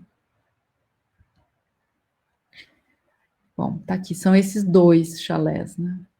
Os de cima ali, os mais altos. Curiosamente, a igrejinha está na cota mais baixa, porque normalmente não é assim, né? Normalmente as igrejas são em cotas mais altas para elas servirem de marco visual na paisagem. Não foi o caso aqui. Professora, desculpa. Oi. É só que você tinha comentado ontem na nossa reunião que você tinha uma outra reunião hoje às 8h30. Sim, mas foi desmarcado. Não, foi transferido para segunda-feira, Matheus. Beleza, é só que a gente estava se perguntando no grupo se você tinha esquecido, mas tudo bem, então. Não, então, não esqueci, gente. Dá para aguentar só para fechar aqui, porque está acabando, assim. Só quero passar mais rapidamente alguns exemplos aqui também que podem ajudar no trabalho. E daí a gente encerra, ó. Essa reunião, obrigada por vocês me lembrarem, mas foi desmarcado. Então, professora, desculpa interromper, a gente estava se perguntando... Imagina, não, foi bom, porque vocês sabem que eu sou distraída, né? Mas eu olhei o relógio agora há pouco, eu acho que eu já me estendi bastante, que deve estar cansativo, sim. Mas, assim, vou só mostrar rapidamente esse módulo aqui, que é um módulo de casas pré-fabricadas que chegam prontas, assim, né? Elas são 8 metros quadrados. A ideia é ter um lugar, assim, que elas cheguem prontas e sejam colocadas... A gente já viu do Kaufmann na aula passada, aqueles elementos pré-moldados. A gente já viu coisas parecidas, né? Mas essa aqui é mais contemporânea, é século XXI, né? 2009, está mais próximo da gente aqui. Então, assim, só para mostrar a concisão, né, do espaço, uma porta, uma janela, uma abertura zenital, que é uma coisa que nos interessa em muitos momentos, uma cama, uma mesa e uma estante. Tá? Então, seria tipo um refúgio imaginado para uma pessoa ou 2, né? Então, tem a parte de fundação ali. Assim, eu queria só ressaltar que nesse exemplo aqui também a madeira na parte externa é maciça, a gente vê aqui composta por elementos de madeira maciça, estão vendo? Então, assim, ela é muito mais resistente às intempéries, e por dentro, como vocês viram, com madeira de compensado, né? Podem ser transportados, enfim. Aqui a gente vê importante, assim, eu estou colocando aqui porque acho que é importante nesse projeto que vai ser feito, pensando em habitação de interesse social, em habitação emergencial, pensar em ter áreas de armazenagens, né, para mantimentos, roupas, ter assim, a possibilidade, talvez, de ter uma abertura zenital que ajuda a iluminar toda a casa sem uso de lâmpadas, né? Então, algumas coisas só para a gente ter ideias. Janelas que já se transformam muitas vezes em bancadas e mesas de trabalho, isso também é uma ideia boa, que também ajuda a emoldurar essa paisagem, né? Então, aqui tem um corte bem técnico que vocês depois podem também dar uma olhada, né? O rebatimento da cama, né? A zenital lá em cima, essas paredes, a estrutura dessas paredes, o fechamento externo, que é diferente do fechamento interno, tá? Tudo isso. Essa aqui é aquela que eu não sei se vocês chegaram a ver a monografia da Marcele, na página 65, é o que está aqui, tá? Desse projeto que foi desenvolvido pelos alunos no Wood Program da Universidade de Aalto, na Finlândia, todo feito com conífera finlandesa. Aqui, pessoal, assim, rapidamente, só para a gente lembrar desse projeto, eu quero que vocês lembrem desse projeto, que tem 18 metros quadrados, vocês estão vendo aqui no texto. Esse aqui é o texto, eu peguei a prancha, a página da monografia da Marcele, que é aquela que a arquiteta que eu comentei com vocês, que foi me orientando de TFG, que foi presidente do Teto, então ela tem experiência com essas construções. E aqui a gente vê esse projeto, que vai ter uma área muito parecida com a nossa, né, toda a parte de estrutura, espaço de refeição, espaço de cocção, aqui no caso tem 2 dormitórios, pensar nessa casa que dê para comportar de 1 a 4 pessoas, tá? Aqui como ela ficou, né, com uso de lona. Eu não aconselho a gente a deixar esses painéis, no caso, né, expostos, que não é o caso, porque a gente vai trabalhar com aqueles painéis que são fechados com madeira maciça por fora, né? Agora, por dentro, vocês podem propor fechamentos com compensado, se quiserem dar esse tipo de atmosfera mesmo, né? Aqui o esquema de montagem, né? E esse ambiente que tem um aconchego, né? Muitos de vocês falaram em aconchego. O Victor, aquele dia, perguntou se os 18 metros são só em planta, se pode ter uma espacialidade maior. Eu respondi que sim. Inclusive, se vocês forem usar alguma área, por exemplo, essa parte de cima aqui, se a cobertura que vocês bolarem for um pouco mais alto, dá para usar até para armazenagem, essa parte de cima, ou mesmo para dormitório, né? Para ter área de camas. Essa casa do Hélio Olga eu não vou falar, porque eu espero que ele fale, e eu já também mostrei na aula passada.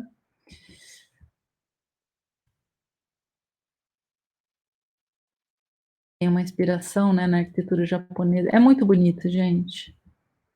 E essa casa aqui é uma casa que eu quero que vocês olhem com bastante calma depois, mas eu vou falar rapidamente dela, que é um projeto do Rui Nishizawa, no Japão. Era uma casa ela chama, para encontrar na internet, é Weekend House, tem muitas imagens dela.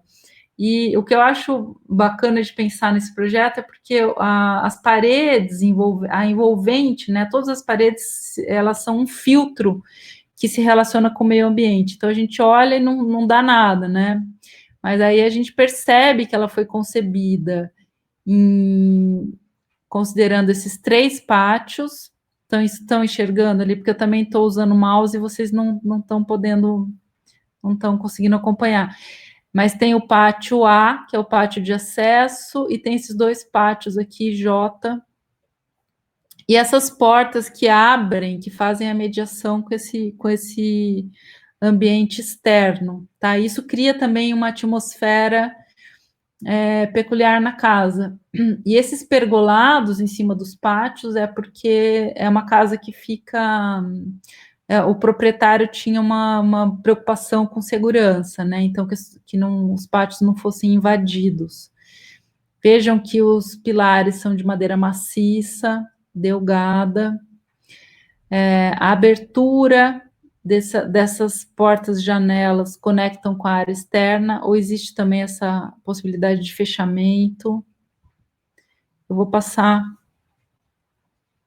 mais rapidinho aqui. Oi. Engraçado que nesses exemplos que você está mostrando tem bastante diferença e bastante contraste da vista externa com a vista interna, né? Sim, mas isso tem muito a ver com as características do material, sabia? Eu acho assim, tem várias coisas, né? Primeiro, que a madeira maciça, ela vai resistir muito às intempéries, e a madeira engenheirada não. Por outro lado, por exemplo, quando a madeira maciça, internamente, muita gente não gosta de ver as tábuas. Por exemplo, aqui na minha casa, que vocês veem atrás de mim, as mesmas tábuas que estão do lado de fora estão do lado de dentro, né? Eu não fiz um revestimento interno, mas muita gente não gosta. Por exemplo, aquela casa, lembra do engenheiro florestal da Embrapa, que eu falei que me encomendou aquela casa de pinos? Ele quis todas as paredes internas revestidas com drywall, porque ele não queria ver as tábuas, ele queria só externamente, né?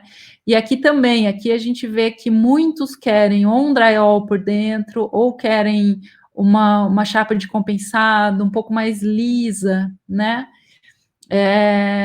Talvez as pessoas se sintam mais confortáveis, né? Ou num ambiente mais claro, com uma madeira mais clara, que aí é possível, para ficar exposta, assim, ela tem que ser protegida, né, de chuva. Uhum. Por isso, mas realmente, todos esses exemplos têm muita diferença entre o que a gente vê externamente e o que a gente vê internamente. Inclusive, essa casa do Nishizawa, por fora, ela é fechada com painéis metálicos na última camada externa aqui. Ah, tá, porque essa tem bastante diferença mesmo, assim, de ter um aspecto pesado até por fora, e por dentro você vê aquele vidro, né, que são os pátios. Isso, sim. E por dentro a gente tem, né, essa reflexão. Se a gente olhar o teto, ele é de um material muito mais liso e reflexivo, brilhante, né? E a gente vê essa continuidade dos pilares refletidos no teto. Isso é muito bonito, né, gente? Olha, Uhum. assim, é proposital, né? Tem muita sutileza nisso. Em se tratando do Nishizawa, a gente sabe que né? Que ele tem essa capacidade.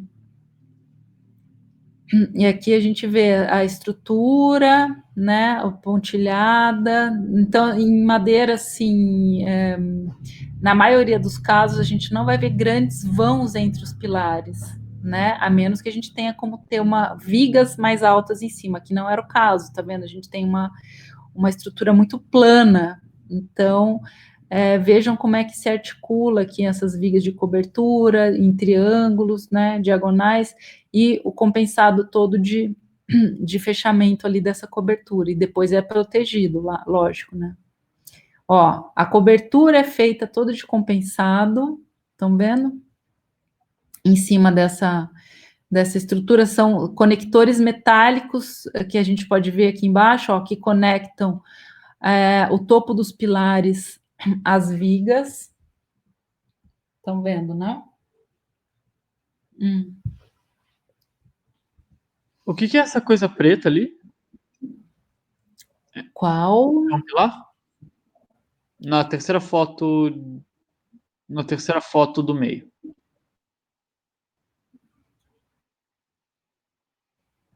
É um pilar.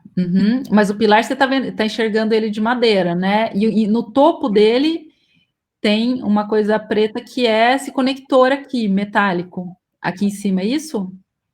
Não. Tá ali, tipo, as Ah, chapas de terceira áspero e foto. daí, tipo. Não, é uma escora, Ah, Victor. tá. Enquanto estava construindo, antes de colocar o pilar, foi colocada essa escora. Entendi. Para poder parafusar, né? Sim, para poder encaixar. É o que eu entendo, tá? Posso estar enganada, mas normalmente a gente vai escorando tudo e vai encaixando, né? Deve ter dado algum problema aqui que eles tiveram que escorar e depois colocar o pilar de volta. Eu acho que é outro tipo de encaixe, porque assim, ó, se você olhar a primeira foto, embaixo tem uma foto da peça que foi usada. Na segunda foto, a peça também. E na terceira, seria uma peça diferente. Eu acredito que ali embaixo não tenha um pilar, seja Não tem uma pilar. escada Tá, para tem montagem. razão. Ai, olha que ótimo. Então foi colocada a escora só no momento ali que estava executando, é isso, né? Matheus, é assim que você entende. Foi colocada essa escora e depois foi retirado, Sim, isso mesmo. Uhum. né? Vocês entenderam, né? O que ele mostrou aqui, ó. Vejam o primeiro conector embaixo do primeiro pilar, o segundo embaixo do segundo, tá vendo? Tem sempre, ó, no segundo tem essa cruzeta e tem a parte que vai encaixar dentro do pilar. A gente consegue ver ali. E no terceiro não tem, Aham, é verdade. né? Olha só. Provavelmente Muito bem. as tensões, como é um quadrado em cada canto, deve anular uma outra, assim, né? E daí, Sim. por E isso eu, que. você não, parece que é o centro ali de tudo. Deixa eu voltar um para a gente ver. Ó, é o centro de tudo, tá vendo? Realmente não tem um pilar ali, tá vendo, gente? O centro de tudo ali. Sim, aham. Ótimo, maravilha. Então, realmente é uma escora que foi retirada depois. Aqui a gente vê camadas, né? Então, na cobertura, esses módulos triangulares pré-fabricados, esse fechamento com compensado estrutural de 12 milímetros. Aqui eles usaram esse isolamento com fibra de vidro de 10 milímetros. Uma coisa que um de vocês podia perguntar para o Hélio Olga na semana que vem é sobre essas coberturas. Eles usam muito a alvitra, que eu nunca vi executando, eu não sei como é que é, mas se a gente olhar todos os projetos que a ITA executa, que tem essas coberturas planas assim, essa cobertura é feita com alvitra. Me lembrem da gente perguntar, posso perguntar também, tá? Mas para ele mostrar, explicar alguma coisa sobre isso para a gente também. Inclusive, a casa dele tem esse fechamento, que deve ser parecido com isso aqui, com essa fibra de vidro de 10 milímetros. A pingadeira de aço galvanizado, a gente vê nas bordas, né, gente? Tem uma manta asfáltica por cima e essa espuma rígida de poliuretano, que daí eu já não imagino que seja ali no meio. Eu acho que vocês conseguem até detalhe melhor dessa casa procurando hoje em dia, deve ter muito mais, tá?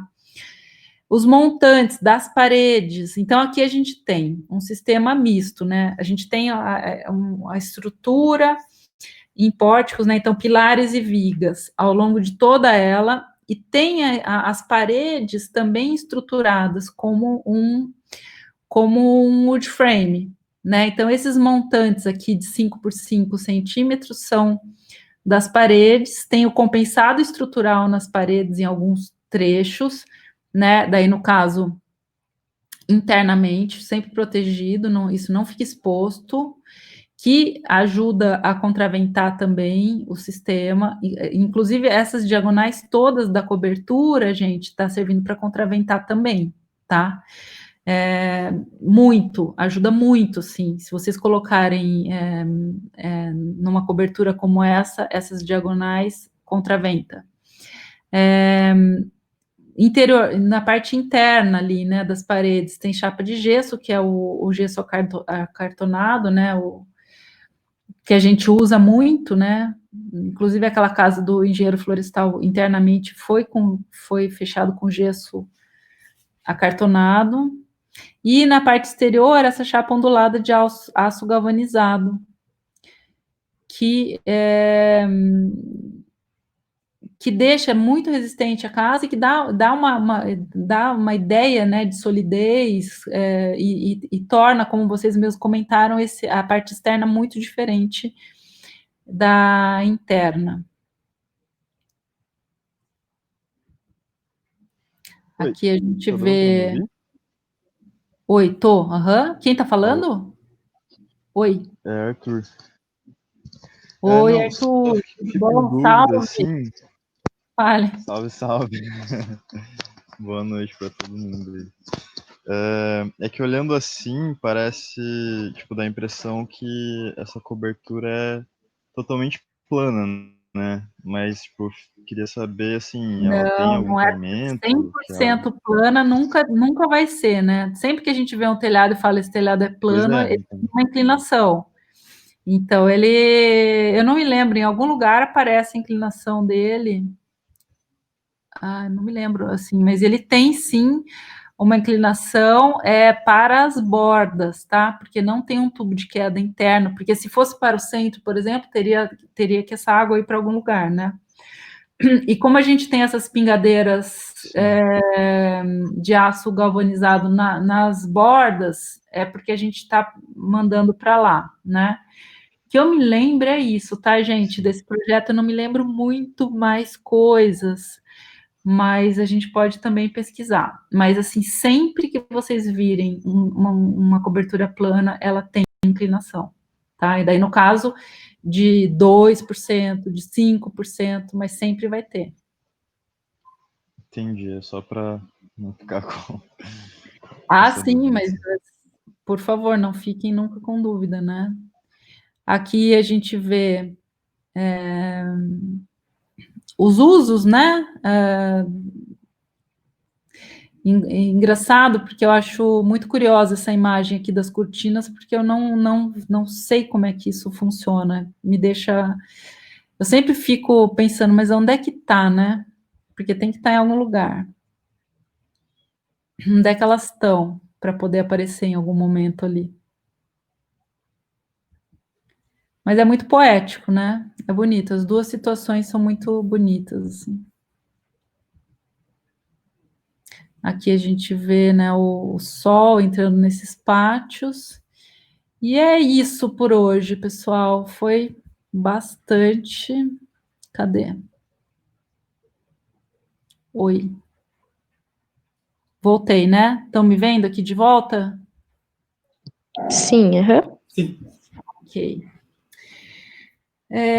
Eu acho que, assim, vocês podem pesquisar muitos outros, né? Inclusive, eu acho que tem muita coisa acontecendo.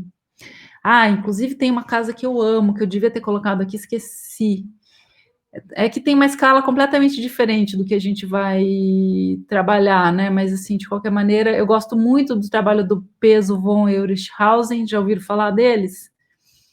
Acho que alguns de vocês já conhecem o trabalho deles, mas eu vou colocar nas referências, que é um casal de arquitetos chilenos, né? E eles trabalham, algumas casas eles fazem com madeira, é muito bacana, porque também tem essa relação entre tectônica e estereotômica. Essa casa que eu coloquei na UFPR virtual, mostrando ali o acesso da nossa disciplina, é o interior dessa casa que eu estou falando para vocês, que eu amo, assim, que eu acho eles muito incríveis, são jovens, assim, e fazem uma arquitetura de arrepiar, assim, o próprio estúdio deles é muito bacana, mas, assim, fiquem à vontade para pesquisar, né? Eu acho que para semana que vem a gente precisa ou ler alguma coisa do Hélio Olga, ou assistir aquele episódio ali que a gente sugeriu. Matheus está aí. Oi, Matheus, fala com a gente. Eu acho que a gente estava conversando ontem que tem um episódio muito legal daquela série Arquitetos Brasileiros, eu acho, série brasileira, que é sobre o Marcos Acaiaba e aparece o Hélio Olga também. É o episódio 1, que é o que eu coloquei episódio. na UFPR virtual. E daí eu acho Você chegou a que assistir inteiro? Você assistiu inteiro? assisti inteiro. E daí, assim, eu acho que é Assisti legal. ontem também. Eu gostei muito, gente. Eu assisti ontem, achei muito bom, muito bem feito. Tem imagens bem bonitas, assim, não é uma coisa muito monótona, assim, que só aparece ele falando ou os entrevistados falando, assim, então, sei lá, assim, você faz um passeio realmente pelas obras, assim, e eu acho que, para mim, pelo menos, assim, se eu escuto alguém falando, é muito mais tranquilo do que, tipo, eu ler, assim, porque eu leio, eu absorvo muito mais, só que demora muito mais também. Então, assim, eu acho que se vocês estão, tipo, assim como eu, um pouco atribulados, assim, agora no, né, nesse novo modelo, assim, eu acho que é uma boa alternativa, assim, como suplemento, né?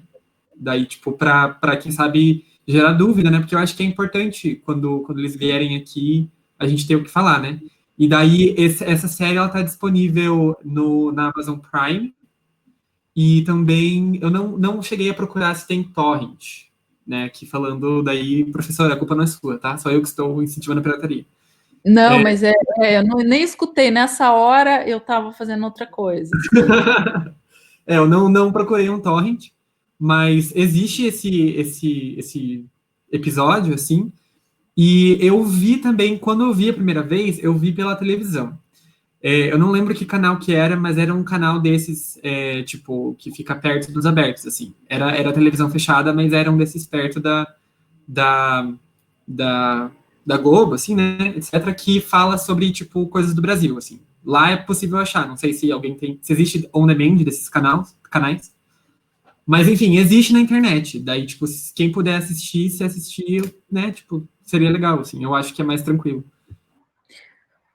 Uma opção também que existe é pegar um mês gratuito e daí assistir tudo que quiser assistir e sair, né? Que eu acho válido nesse momento e sempre. Ou pedir ajuda aí para os amigos para assistir junto, sei lá, compartilhar, fazer, sei lá, vocês são super tecnológicos, vocês, né? Então, assim, mas assim, não é uma exigência, tá, gente? É uma recomendação. E assim, o que eu estou pedindo para vocês é terem sempre presença na semana em uma das duas coisas, ou aqui no presencial, né? Ou lá na UFPR virtual, entrar e responder alguma coisa para mim, nem que seja assim, professora, não consegui na resposta da tarefa. Professora, não consegui assistir. Mas beleza, estou aqui, sabe? Me dá um ok, porque isso já é a presença da semana, porque vocês tendo presença ou aqui ou lá, ou as duas, é presença, tá? Alguns exercícios eu vou avaliar, não se incomodem muito com isso, só para eu ter um controle, tá? Mas ninguém vai perder nota por fazer ou não fazer exercício. O que vai acontecer é, quem fez os exercícios vai ter uma nota a mais no final, vai ficar com uma média mais legal assim, tá? Agora, sobre o exercício final, né, da entrega final, que é o projeto, não se preocupem com detalhamento, tá? Não vai ser exigido detalhamento. Vocês vão fazer um projeto usando os módulos. Ó, a Luísa está aqui também, aparecendinho. O que ela desenhou está já disponibilizado dentro da pasta de vocês. Se alguém tiver alguma dificuldade, fala com a gente. Está no SketchUp, né? Então, quem quiser usar os modelinhos ali para pensar esse projeto, use. A maneira de apresentação é livre. Quem quiser fazer no papel, escanear e colocar, faça. Quem quiser fazer no AutoCAD, faça. Quem quiser fazer em qualquer programa, faça. O que eu só vou pedir para vocês que me mandem em PDF, porque eu não vou ter como abrir todos os programas, tá? Nem o SketchUp, na verdade. O que vai acontecer talvez a gente faça uma apresentação aqui para vocês poderem girar os modelos e tal, e todo mundo olhar como a Luísa fez aquele dia. Porque, por incrível que pareça, eu não sei mexer no SketchUp até hoje, tá? Então, a gente pensa nisso. Ou vocês mandam no SketchUp e eu abro com o pessoal, a Luísa abre, a gente abre os tutores e a gente abre num momento para fazer a análise deles, também é possível, daí eles abrem e eu vejo junto, a gente analisa todos, também super rola. Tá, a Carol tá ali também. Então, eu acho que é isso, eu acho que eu não esqueci de nada. O que eu preciso, a Susan, eu acho que não conseguiu conexão hoje. Cadê? Não, acho que não está aqui. Eu preciso que vocês passem. Como é que fica fácil, gente, para passarem as equipes em algum momento, tá? Não precisa ser hoje, nem precisa ser essa semana, mas logo, assim, formem as equipes. Como eu já disse, vocês podem trabalhar sozinhos, vocês podem trabalhar em duplas, né? Até quintetos. E façam da maneira que ficar mais fácil para vocês. E vai ter dias que a gente vai estar também disponível para gente conversar e tirar dúvidas, que vai ser provavelmente nas terças à tarde, tá? Que é um dia que, inclusive, eu me reúno com o pessoal da IC e da IT, que são os tutores da disciplina. A gente se reúne aqui e aí vocês vão poder entrar a hora que vocês quiserem durante a terça à tarde. Tem o horário que eu faço reunião com eles, mas eu vou ficar a terça conectada aqui. Então, eu vou estar fazendo outras coisas, mas sempre que alguém me chamar, ou uma equipe, a gente entra e vocês compartilham tela e a gente discute o projeto de cada um, tá? Inclusive, os tutores vão ajudar também, porque eles estão mais familiarizados com o sistema, enfim. Tá bom? Acho que é isso, gente. Professora, posso fazer um pedido que não tem muito a ver, quer dizer, não tem nada a ver com a aula, mas que eu acho que é relevante no momento? Claro. A Fiocruz está fazendo uma pesquisa sobre como as pessoas estão vivendo na quarentena, ou se estão fazendo quarentena ou não também. E de que modo. E eu acho que isso é bastante relevante para políticas públicas. Então, eu vou deixar o link no chat para a galera acessar. Tá ótimo. Pesquisas. Eu vou pegar também. Eu respondi em menos de 5 minutos. Eu acho que é bem tranquilo para quem quiser. A Susan tá aí. Cadê você? Vocês chegaram Não, mas eu tô vendo aqui, vocês não... tô vendo, Vitor, aqui, ó. Mas vocês não chegaram a colocar nome de equipe, né? Não. Tá. Porque vocês podem passar para a Susan. É que eu tinha sugerido que vocês... Vamos fazer isso na semana que vem. Formem as equipes ou digam, vou trabalhar sozinho. E vocês podem me informar ali pela tarefa ou colocar no chat na semana que vem. E daí a gente colhe essas informações. Então, pessoal, para a semana que vem, pensem um pouco e tenham algum contato da maneira que vocês conseguirem com a obra do Hélio Olga, com a Ita Construtora, preferencialmente isso que a gente sugeriu, né? Assistir esse episódio. Mas se não conseguirem, tem o livro da Ita Construtora lá no nosso material de aula, que vocês podem ler. Alguns já leram o primeiro capítulo, né, da Dominique, e podem ler os outros também, que são muito bons. Olhar os projetos e para ter alguma coisa para fazer pergunta. Não precisa todo mundo fazer pergunta, tá? Mas, assim, quem tiver dúvida, não se acanhe. O Hélio Olga é uma pessoa super acessível. Eu acho que a Vivian Suzuki, que foi minha aluna, fez IC e IT comigo, e fez o TFG, também foi minha orientanda, e por indicação minha foi fazer uma pós-graduação lá em São Paulo, com o Marcelo Aflalo, e agora está trabalhando com o Hélio Olga lá na Ita Construtora. Eu acho que ela vai participar também. Então, é bacana vocês verem que, às vezes, o interesse da gente numa determinada área pode encaminhar todo um futuro, né, de pesquisas e de trabalho.